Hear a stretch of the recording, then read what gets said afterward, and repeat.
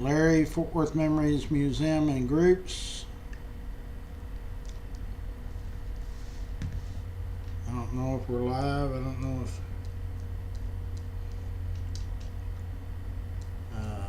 we're not live. Yeah, now we are. Now we're live on YouTube. There we go. It'll be a pretty nice day today. Turn the sound down.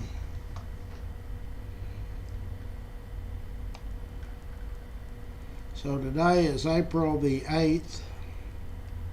Tuesday, April the 8th.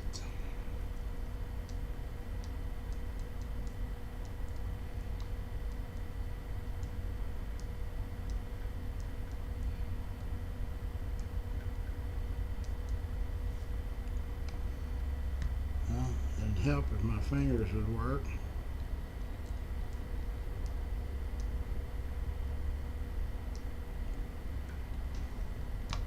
Okay, we got it styled. Now all we got to do is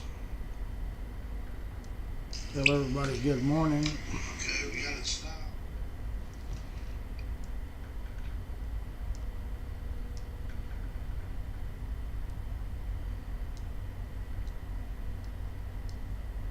Tell everybody good morning, and then we're gonna share it.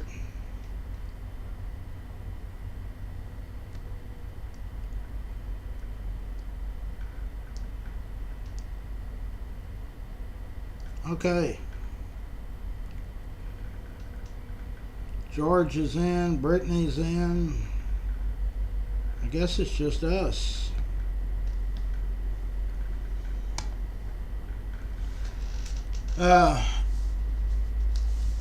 So I don't know of anything that's pressing. I think it's going to get up to the 70s or 80s today and tomorrow and the rest of the week, I believe. So summertime weather is going to be good for my business detailing, which it hadn't been worth a flip for the last 5 or 6 months. I don't know where we're eating yet. Bill is in. So yesterday, I'd been told that Manny had appointed me to that historical commission, but I hadn't received anything. Notice, one lady sent me a message saying it, but I never got an email or nothing from them, and it was going to the spam or junk mail. So anyway, we got all that resolved. The first meeting that I'm going to be able to attend is tomorrow at 1:30, so I'm going to get out of here. I'm going to call an Uber because we go downtown. So that's something that I've been looking forward to pretty much all of my life. There's 18 people on that board. That includes the chairman or the chairperson. And there's all kinds of different committees that they have, and so today I'm going to take a look and see what I'd be interested in. One of the committees is the cemeteries. I don't want to do that. I helped with a couple of on the kind of the reinventing of Pioneer Rest. Our group helped bring attention to that. That's the oldest cemetery, and I'm not sure if that's really the oldest cemetery. It's the oldest cemetery they recognize. Middleton Tate, who was the largest slave owner in Tarrant County, they're still on his land. They're still, I don't know if they're marked or unmarked, but I've been told there's over 100 graves of slaves out there. So, and I'm sure that was before Pioneer Rest, or I would think, maybe not. George is in.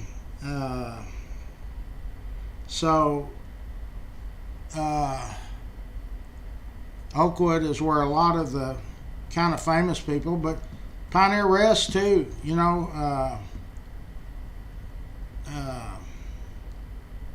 Ripley Arnold, Major Ripley Arnold is buried there. His two children, they were caught up in the cholera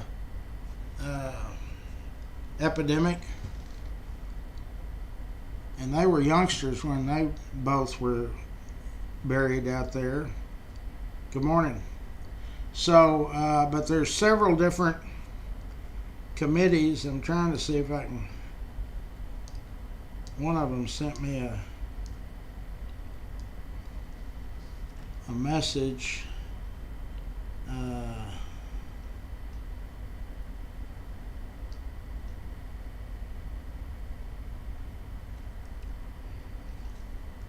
me see here.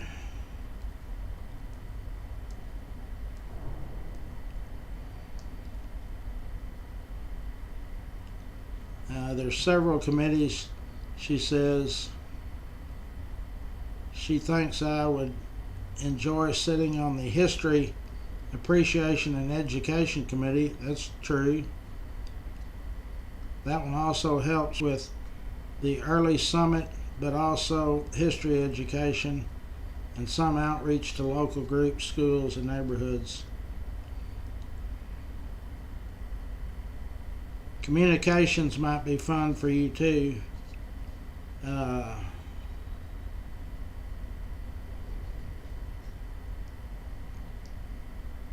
Their next courthouse tour date is this Saturday from 12:30 to 3:30.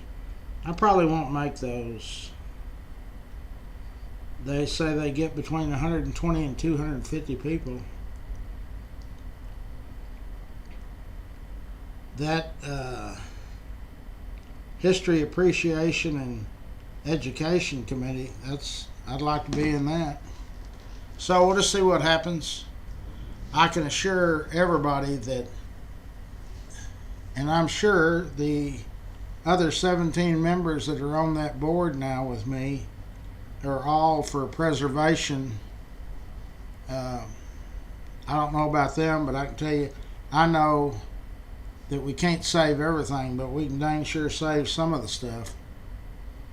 Because once we put a plaque on it, there's no more demolition on that particular property. So, and we've really demolished, torn down a lot of history. The house that was William Madison McDonald, Gooseneck Bill had built, I was chained to that big pillar. It was a colonial plantation style home, and the reason it was that, Bill was the first, I call him the first African American millionaire in Texas. He owned a bank here called Fraternal National Bank. They did not go broke during the Depression. He loaned money to two other banks that were owned by white or ran by white people. They never paid him back. So when he decided to build his home, of course he was already rich then, he hired an architect, and the guy said, "Okay, Bill, what do you want your home to look like? Let's start talking about it." And he said, "Well, we got to take a trip." And they went to, it was either Georgia or Mississippi, and he pointed out a plantation home, and he said, "Why do you want your home to look like that?" And he said, "That's the home of the man that owned my father." And so they duplicated it. Let me see if I can find y'all a picture. You can go to Memories and put William Madison McDonald in there, and you'll see. Hold on. Go to the Spyglass and put William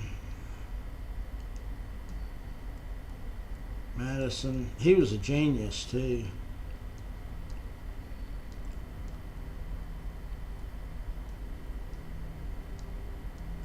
Bill was a womanizer. He was married like 8 times. There's one. Okay, here's his house. And there's a plaque, not on his house. Oh, where are y'all? See that? Huge. And I was chained to the pillars that were in the front of the house. There was 3 on each side of the walk. And of course the cops came and used a bolt cutter, cut me off, and put me in a squad. They actually took me downtown on that one. They didn't book me into jail, but they said bad things. That house really should have been saved. His last wife is the one that tore it down. Here's a Texas state historical marker talking about Gooseneck Bill. He was born in Kaufman County. William Madison Bill Gooseneck McDonald. He ran the Black and Tan Republican Party in Texas for 30 years.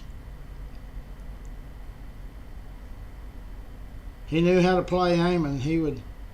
Amon would call him up and say, "Bill, I need your help on this particular thing I'm trying to get done."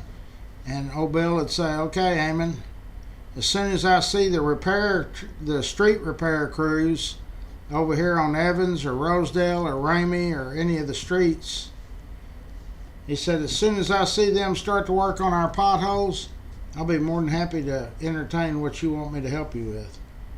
He was a good guy. They only had the one child that died at an early age of disease, and that haunted Bill for the rest of his life. But like I say, as a young man, not even in his 20s, he ran the Kaufman County School District. That's how intelligent he was. He was a good guy.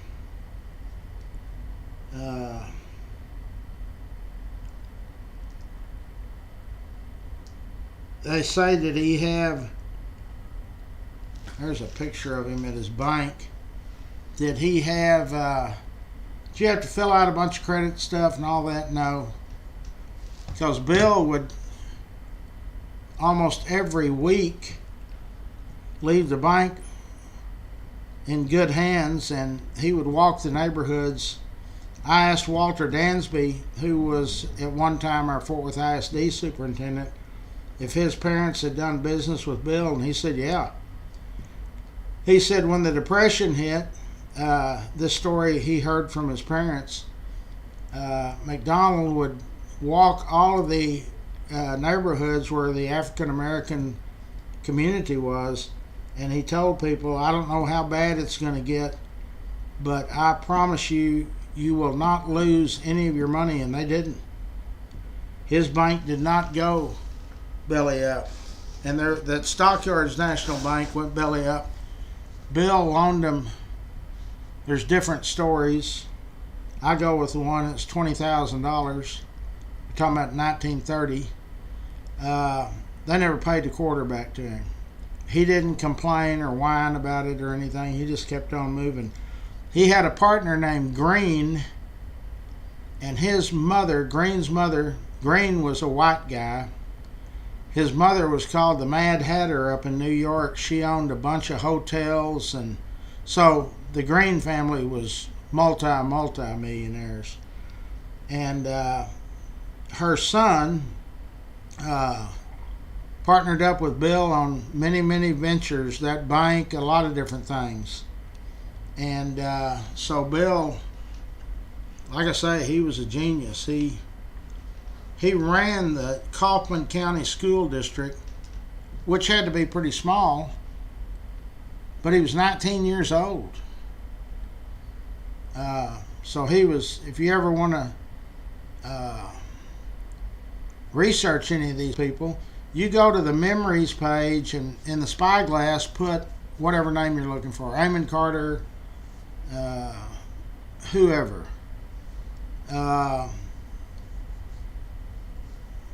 And there was a lot of African Americans who were instrumental in forming the areas where the African American community was. I had a guy ask me yesterday, where did Fort Worth had a lot of immigrants come in here in 1900, 1901, 1902, 1903. The two meatpacking plants, Swift was one, Armour was the other, they would send agents down to Galveston. Irish people would come in by the boats and they would load them on a train and get them up here to Fort Worth. And the Irish settled in the north side of Fort Worth.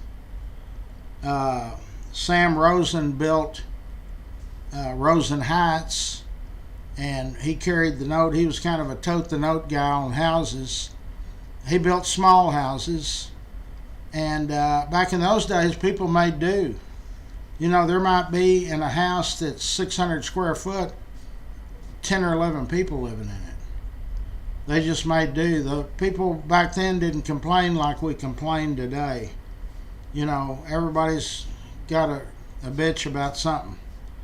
And those folks, our grandparents, and even our parents, your parents, you probably never heard them complain. Maybe at the dinner table they'd be talking about it's tough, taxes are tough, whatever. But that stayed in the home. And those people, in retrospect to today's people, we complain about everything. Those people were just so happy to even be here. They left the Irish that was up in Chicago area. They were the lowest form, and I'm Irish. They were the least amount paid. They were the lowest, not African Americans, it was Irish. People hated the Irish. And our ancestors just had a mean streak in them. You can see from my family, my great-granddad, I don't know much about him, but on my father's side, his son brought the Maceo crime family from Galveston to here in the 20s. And then, of course, my dad, and so forth and so on. Even the females, my aunt, Ada Bilbrey, the first serial killer in Texas. But that's where a lot of the immigrants came. A lot of people from northern Mexico came here. But somebody back in those days had a bad... they looked on the Hispanics, not what we know Hispanics for. Their work ethic is it's unmatched. The female Hispanics that are in my business, you have to go out there and say, hey, it's time to go home, guys. Let's lock it up. They just keep working. So they were not looked on that way in 1900. And so some of our city council members and mayor, I'll do a story on it here because it takes so long. They kind of put a quota. Hey, we got too many Hispanics here. Go round them up. And they would have those early day paddy wagons and then send 40 or 50 of them back at a time. No trial, no reasoning why. They picked them up. They couldn't go back to where they were living to get their belongings or anything. So, but all of Fort Worth, we had the big boom in the 1900s. And that's when we needed a lot of manual labor. And so, like I say, they Swift and Armour would have, each one of them would have 4 or 5 or 6 people down in Galveston. They'd buy houses down there, and they'd meet the boats, cash in hand, and say, "Hey, you want to come to work in Fort Worth and work at the meat packing plants?" And they didn't pay them very much money. But so that's, a lot of people think that the Hispanics were here before anybody. In truth, the Native American Indians were here before anybody. But Press Farmer and his wife are recognized as the first citizens of Fort Worth.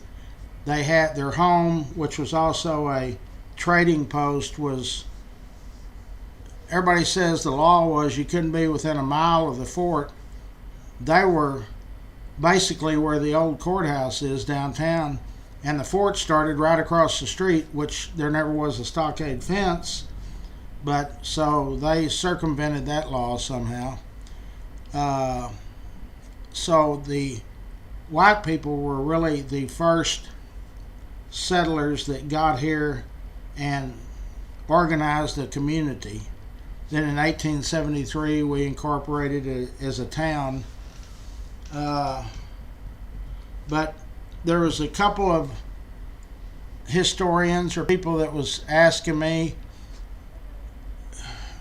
Fort Worth was called Fort Town. That is true. The Army did not necessarily call it Fort Town, but after Ripley Arnold in 1849 and his 2nd Dragoons had set up the fort, again, there was no stockade fence. The U.S. Army named the town Fort Worth. And then in 53, the Dragoons and Ripley Arnold moved on to Fort Belknap and other forts. But that's the straight skinny on who was here first. In a mass group of people, it was really the Irish, and they settled over in the north side. That's where development was. But so I hope one day we can form a committee and have different people take the north side, east side, west side, and south side and research it. You can research. We've got a tool now, the internet. You can look up all kinds of stuff on the internet, and it's pretty accurate, and you can figure out where the early day settlers. Now, up on the bluff where the old courthouse is, those streets right there to the northwest of the courthouse, all of those little streets that have those older rundown houses, that's where the Hispanic community that was the first barrio. And so those first Hispanics, the railroad had been here since 1876. They were not looked on as great workers back then. So the lady of the house, the mother, they would say, "Hey, we got all these railroad workers. We'll make tacos or tamales, whatever." And the husbands would go out and sell them. That's how Joe T. Garcia's, all of them, every one of them. They originally would have the man of the house go and take the stuff that had been cooked to the railroad workers. So, but that's what I'm trying to get back to, is we complain and whine about everything now. People that do that now, I don't know how they could have survived back then. I mean, even myself, not too many years ago, probably 10 or 12, out there at the house, the electrical went down, and it was going to be down for like 3 days. Well, the grandkids and all of that, Well, let's go get a motel. What do you mean a motel? I mean, we just don't know how our grandparents persevered, but they made it. And times were tough here. In the late 1800s, people had their families by the time the mother of the family already had 2 kids and she was only 16 years old. But people only lived to be, a lot of people lived to be 60s or 70s, but a whole lot of them lived to be 40s. So, but anyway, back to the Historic Commission. I'm honored. I will do my best. And as far as I'm concerned, history and the preservation of it will have a vote from me for sure. Like I say, you can't save everything. When the stockyards area, the California companies, the out-of-state companies came in, everybody was complaining they're going to take away our history. Those buildings were falling apart, literally. And I used to tell y'all on our talk shows, y'all want to each kick in about 50,000 apiece. That time we probably had 90,000 members, because that's what it takes. It takes money, and lots of it. And they have kept the culture. It's kind of getting a little bit, glass and mirrors, and I don't like that. But you can't stand in the way of preservation, of something happening. And so, but I'm going to fight for stuff that I think needs to be, and I'll always consult with y'all. It's going to be that committee will now be a very transparent committee, and it's not. When I look on they've got a Facebook page that they might make 1 post a day or 2 posts or 2,500 members or something. The only way we can teach and educate people about history of our city and county and state is by putting the information out there. Our schools should be teaching, especially the 3rd and 4th and 5th grades. That's when their minds are so hungry for information. And I've been telling the mayors, I told them at the bike giveaway, our kids, we send them to little school, middle school, high school, they go away to college, and they just don't come back. They have no idea about the history. So that's going to change somewhat, if I can help it. Let's do our sponsors. Yellow Snake Horses, Brazos River Ranch. You go down 20 to Millsap, about an hour away, and she has about 180 or 200 acres. You can call and make a reservation. 2 hours or right at 2 hours for $75, and you don't have to be an experienced horse rider. So we're going to have a picnic down there sometime in probably May or June. Take a little road trip, get out of the city. They used to be fun.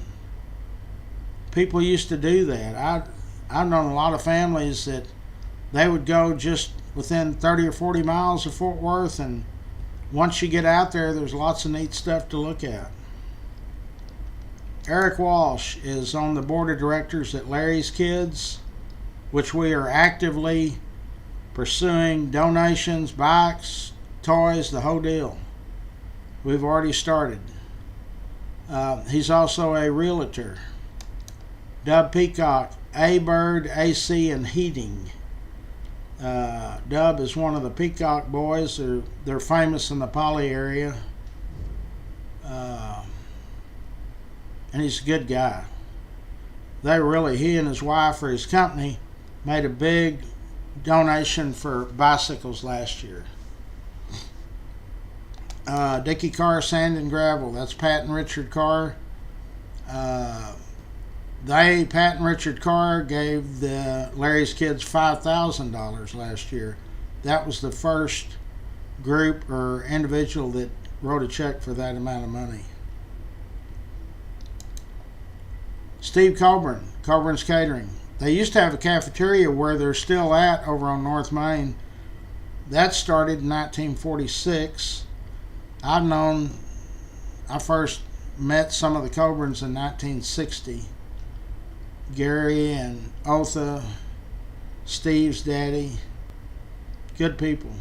So if you've got any kind of event or party, I had a lady the other day say, well, we're going to have a large event. They do the stock show every year, so I bet they have 100 employees out at that deal. Fort Worth Lumber.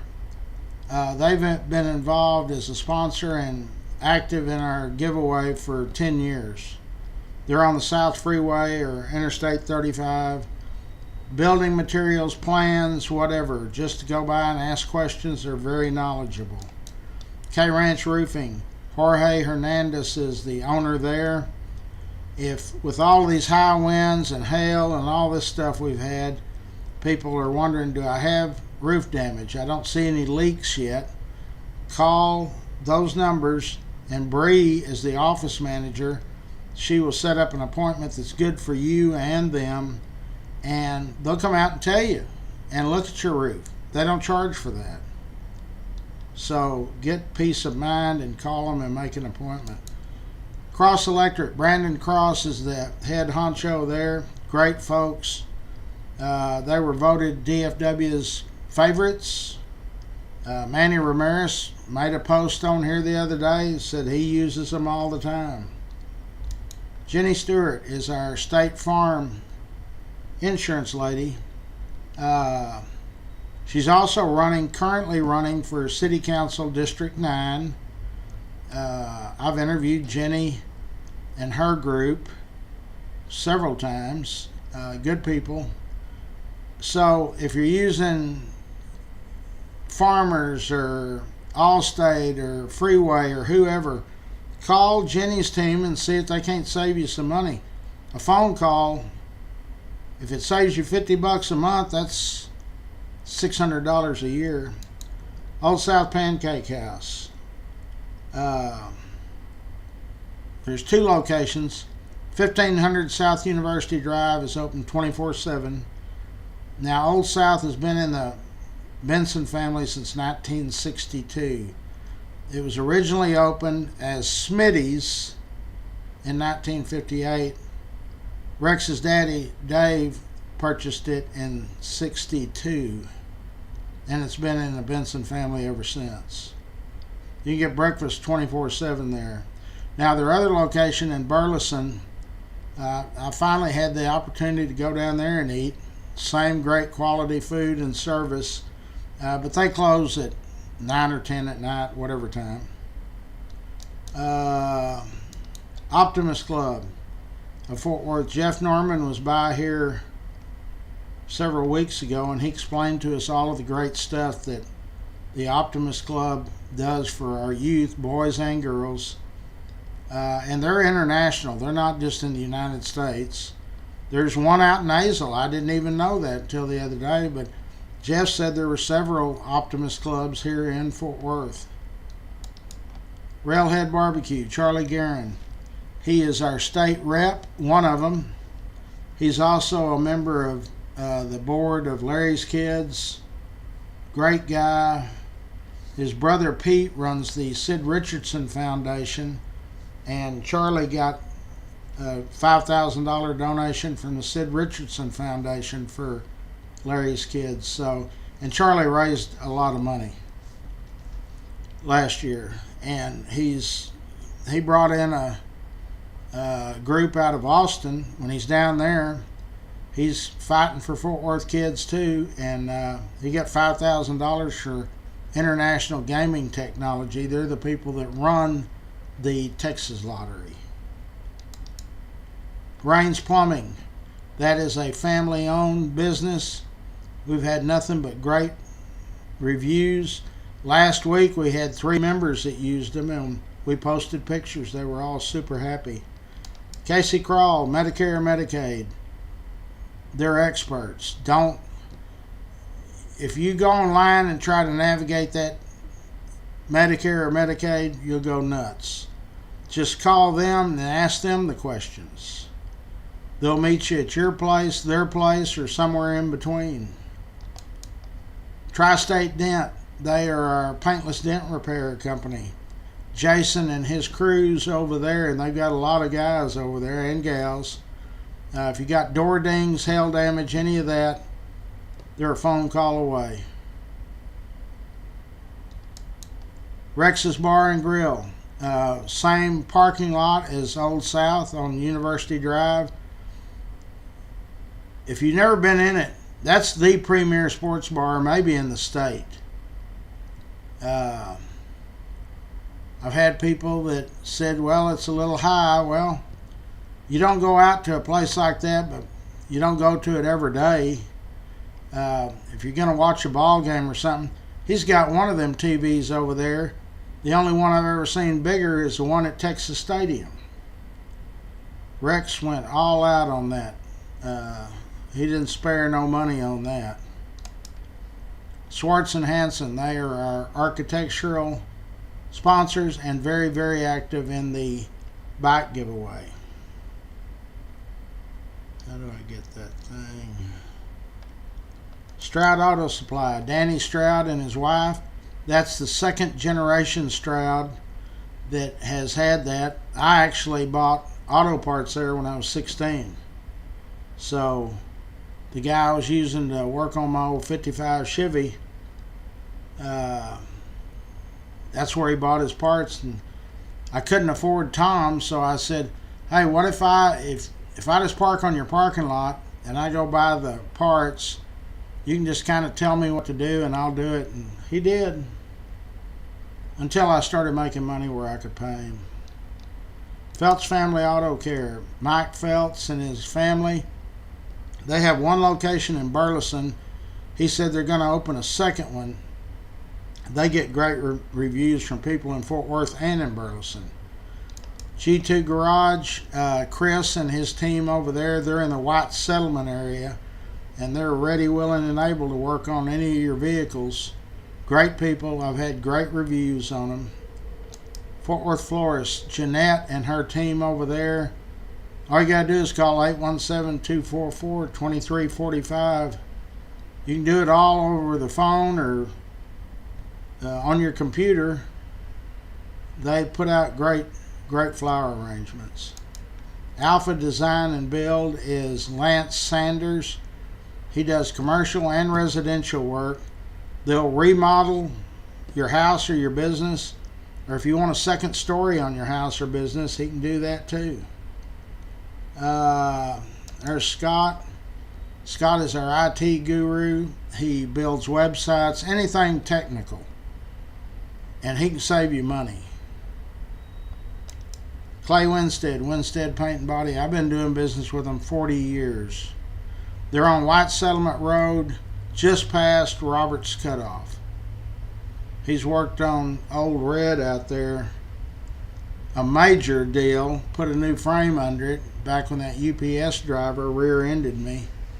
But they worked on Red, all of my trucks. They worked on them all. I took them a car once, my wife's car. They said, God, I've never seen you drive a car. I've drove trucks all of my life. Okay, so lots of good stuff happening. Rangers are back to playing. We got Cowboys in mini camps or whatever, I guess, pretty soon. Thank you. No, it's an honor, really. I wanted to be on that board forever. And I don't want to disrupt anything, but we got to get more history out there. And we don't talk enough about it. And we've proven with the size of these groups that y'all are interested in the history. We just need to, I talk to teachers that are at wit's end on how to, they face a huge problem. kids that disrupt classrooms and trying to keep their attention. You got to make learning interesting.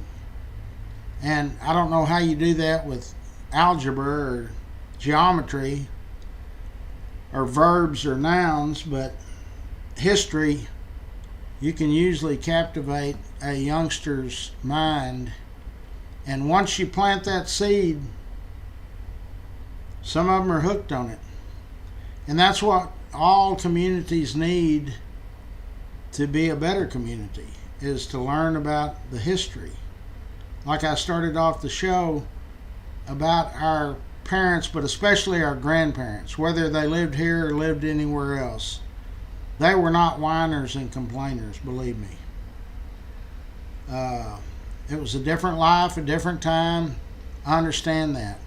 But they loved their communities wherever they were. They strove to make their home and their life in their home a better place. And they didn't complain every 2 minutes and expect the government to do this or to do that. You know.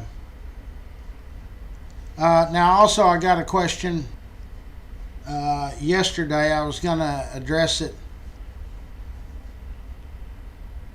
And somebody did a spin-off of, you said that you didn't think that a lot of people were arrested back in the early 1900s or late 1800s. There was no Social Security, there was no fingerprints. J. Edgar Hoover installed all of that in the 30s. And then the Social Security program was started in 35. So Allan Pinkerton of the Pinkerton, he was the first national police, really. The first organized governmental national police was the Texas Rangers. They could go anywhere, any state, anytime. The Texas Rangers back in those days did not have to have a warrant. They could kick your door down and there was nothing you could do about it. So that's what I'm trying to get at, is that, of course, Bonnie and Clyde. Clyde was actually fingerprinted here in Fort Worth. It's the Fort Worth Police Department. But the highwaymen, the Jesse James, the Younger gang, the Dalton gang, they tried to get, Allan Pinkerton's group tried to get the best identification marks. But you can see J. Frank Dalton is supposed to be Jesse James. Well, that's BS. And lives in Granbury or buried there. Brushy Bill, that's not true. He was not Billy the Kid. And it's just all made up stuff that people have bought over the years. And but that's the reason that I think some of these early day bounty hunters, I have to say that I think they arrested a bunch of people that had a similar description. The men of the United States all over the world back in those days, they weren't fat and obese like me. I'm overweight. A majority of the people, or I don't know if majority, large portion of our United States population, people are overweight. They weren't overweight back then. So if the description was about 5'6", weighs about 130 or 140, no tattoos or no scars or anything, well, that fit half the people that were drinking in the White Elephant Saloon. So just saying. And I also don't think that that Bonnie and Clyde stayed at the 3rd floor of the Stockyards Hotel. Number one, they never had the money to do that. I asked Bud Kennedy about it, and he had heard a version. One of his ancestors owned the hotel across the street, and he said the story they heard was that Bonnie stayed in that hotel and Clyde stayed in the other, which that would automatically tell you never happened. Clyde wouldn't let her out of his sight. So I think they're doing that. I mean, I would too. I'd like to say Clyde and Bonnie were right here, but they weren't. They stayed in campgrounds. They lived out of the car. Buck Barrow's wife, Blanche, when she went to prison when they killed Buck, she wrote her memoirs, and she talks about she was sick of living out of those cars, no baths. They'd find a pond somewhere or a creek bed. They lived a terrible life. But that's the difference between people back then and people today. I think we expect too much. If something doesn't go our way, well, just complain enough, it'll happen, and that's not the way that things work. Okay, again, I've taken down 3 posts that have been about the young man that stabbed the other young man at the track meet. There's no sense in getting into a push and shove about that. It's like posting Cullen Davis. I don't allow that, because not on the big group, because it instantly turns to everybody cussing each other out. I know Cullen. He's been here. He was acquitted. Kind of like O.J. Simpson. You know, a lot of people don't think that he was innocent, but he was acquitted. Whether they had good attorneys, Johnny Cochran, or in Cullen's case, Racehorse Haynes, they earned their money. Okay, so if you need your headlights, if your headlights are fogging up, oxidation is what it is. We do that, $25 total. You don't have to have an appointment for that.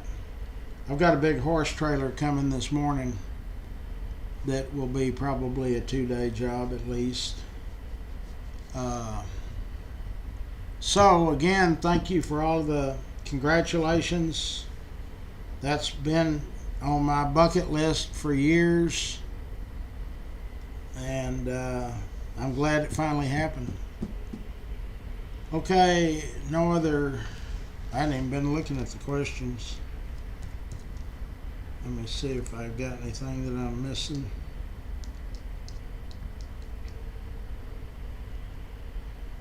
Come on, telephone. Okay.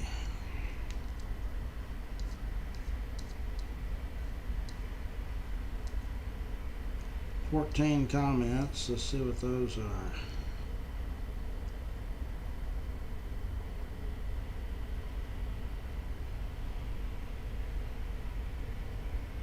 James is in.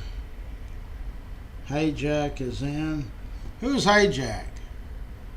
I remember him. He came into the museum a couple of times. You're friends with Wes Williams. Brittany, Joyce, George. Yeah, they had epidemics back then. That cholera here, all in the United States, almost wiped us out. The Spanish influenza in 1917. And I don't remember the measles killing people. But I posted that deal yesterday, and of course, because RFK Jr.'s in it, it started turning political, so I took it down. What happened last night? I posted all of those boxing pictures. I was trying to hurry up and get done so I could go to sleep. And Facebook, once you rapidly post stuff, after about 50 posts, it'll shut you down for 2 or 3 hours.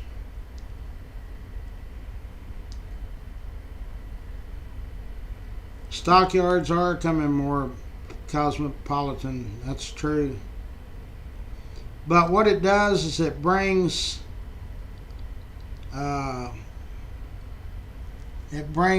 people from other towns, because you're not going to find many people in Fort Worth that are going to pay $1,000 a night to stay at the Drover. but you are people from St. Louis or Kentucky or Miami, because they can stay there at that hotel and they park in their parking garage and they can walk to all of the stockyard stuff. So it brings, but it's glass and mirrors is on the horizon. And I hate to see that, but those people have to make a return on their investment, and they invested a lot of money down in the stockyards. Cleburne. My thoughts on the Isis Theater, I don't think it'll ever be reopened. Those theaters don't make any money. I don't know how the Haltom survives. They do reunions and this and that and all of that. The Isis did all of that. They had free westerns during the daytime hours and sold drinks and stuff. Those days are kind of like school books. They're kind of gone. Talk radio. We heard from Hal J. last time he was in. Live streaming is the answer. How long will that be around? Technology has overcome us, really. I read a deal the other day that they won't need a city. We're now the 11th largest city in the United States. I don't know how many doctors and lawyers we have here, but this article I read said you won't need but about 20% of them in less than 10 years. I guess you're going to go into a doctor's office that's all computers. You're going to get scanned, and they're going to print out a sheet telling you what to do. You're going to have to still have them to do operations, but they said 80% of attorneys would probably be gone. You know, now if you want to form a business, an LLC, incorporate, or any of that, you do it all online, quickly, and for little money. So we all wanted technology. They're saying that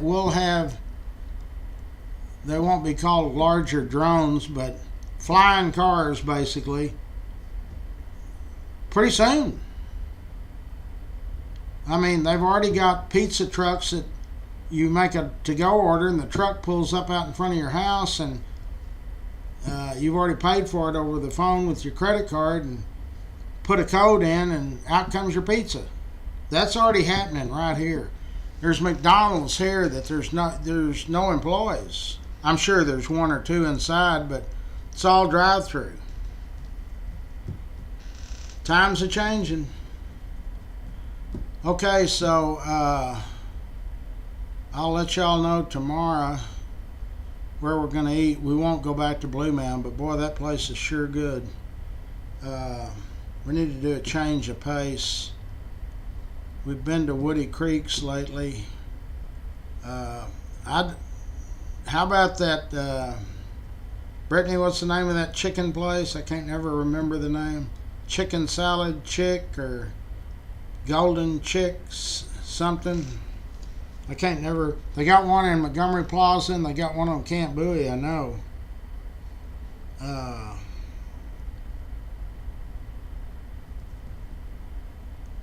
James knows. Chick Salad Chick or something like that. Anyway.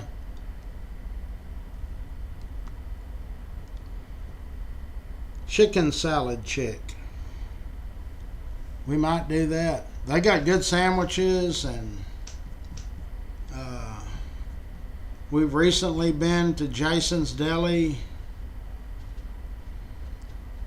How about that Mexican food place that we ate over here that time? What was the name of it? Blue Goose? Was that reasonable? Y'all give me some feedback on that. Bill, I think you were there. James was there. Dottie was there. I think Robert and his wife were there. I think it's called Blue Goose. In fact, you can always just Google them, and if it's got a $1 sign to $2. That usually fits in our deal. Blue Goose Cantina on University. And it says 10 to 20. Let's just go there. Yeah, it's nice. Everybody liked it. So we're going to go back to Blue Goose. The last Mexican place we went to was El Phoenix. Or was it Politos? It was El Phoenix, I think.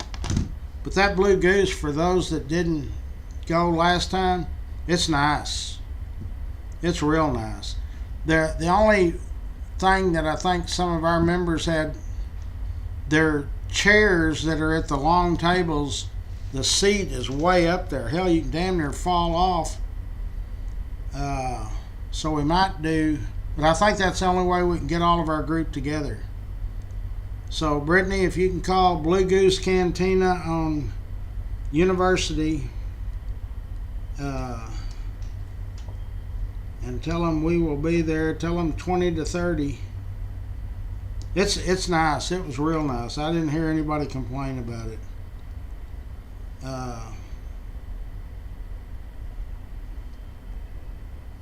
So if you can call them and tell them we'll be there Saturday at 1, and I'll start posting the thingamaflitchy. Did the Rangers win last night, or does anybody know? Or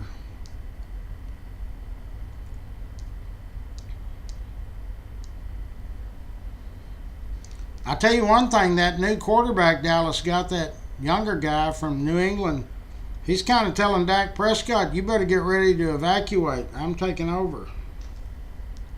I mean, that's kind of what I saw. They said his first year or last year or whatever, he had good, he's a rookie. I mean, he's young. Dak has to know that he's on his way out the door. So he's been, what, 1 year of that $240 million deal? So he's halfway through at the end of this year. And I'll bet you $1 to a donut that he does not play all the games this year. He'll get hurt. He gets hurt every year. How do you spell cantina? C-A-N-T, cantina, I-N-A.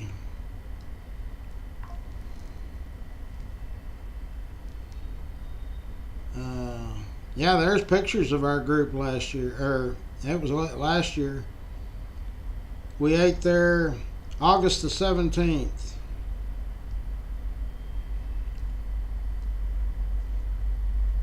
Well, now, some of us were sitting at tables. Yeah, that was right by me.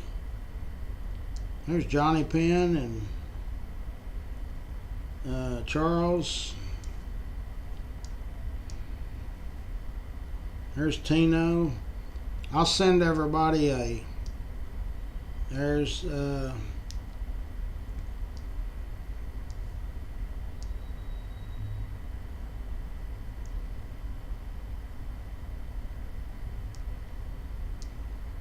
there's the Johnsons, both sets. There's Sandy.